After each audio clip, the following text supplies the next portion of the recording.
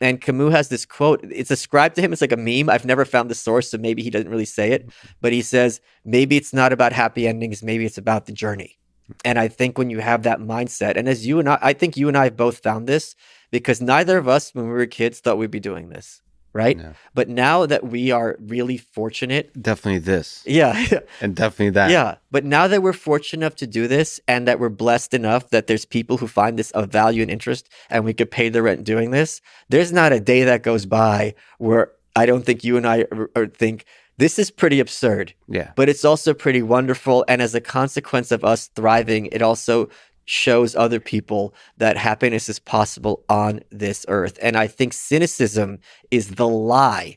It's not just a worldview, it's a lie that happiness is not possible in this earth, or it's only possible if you sell your soul and you're like a bad person, you screw other people over. I reject that in every aspect. You know, as you said, my birthday is coming up. Mhm. I've been feeling just a lot of really great things have been happening very, very recently. So it affects me very heavily emotionally, especially when I see the response it gives to like the kids. Right. Mhm. So it's one thing to say, this is what I'm for. But when you can provide proof of concept that what you've been advocating does result in positive responses. I got a message from this kid who had tried to kill himself a year ago. Okay.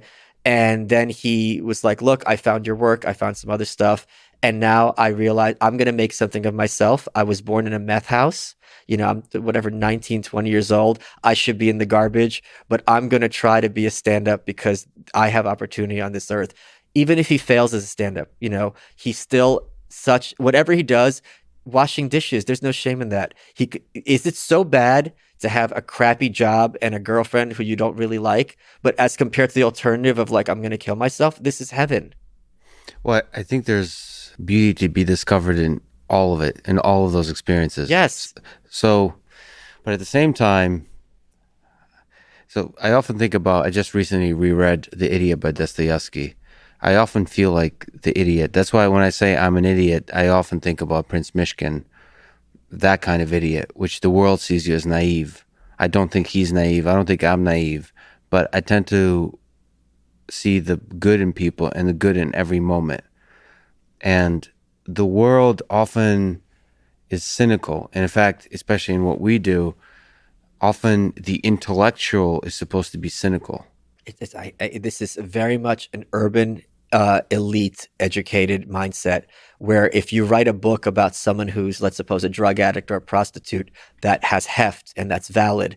But if you're writing a book about like a love story, you know, two people fall in love and they're in roller coasters or carousels, that's less legitimate. I hate that. I hate that. I hate that so much because the message it gives to people is you have to choose between thriving and happiness and silliness and seriousness and depravity. And I'm not saying a drug addict or prostitute is depraved, but they're basically their worldview is if it's unless it's dark and twisted, it doesn't really count as art. And I despise that mindset, that subtext. So the internet and people around me often will call me naive because I I don't think know. the word they want is innocent, don't you think? Is a But better it's word. not that innocent. No, but innocent in that you genuinely in your heart, I know you fairly well at this point, believe that goodness is possible and that people can, if not be good, at least be better than they were yesterday. See, even the word naive or the word innocent presumes that there's not wisdom in that.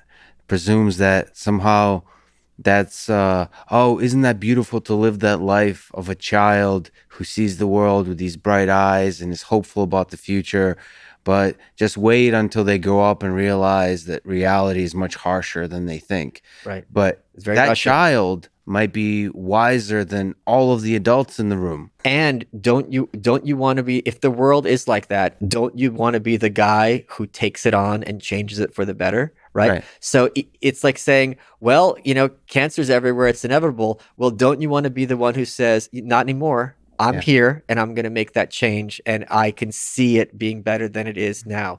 So I think you and I have the same analysis of your worldview, Mhm. and I don't think that there is a good word for it. So I guess it's this idea of you know, inherent benevolence might be, you know, maybe wordy, but I think that's more accurate because you know, you and I did not have such easy lives growing up, to put it mildly. You constantly talk about just horrific aspects of life. So to claim that you kind of don't know that they exist or you sweep under the rug is completely not accurate to your work and your mindset.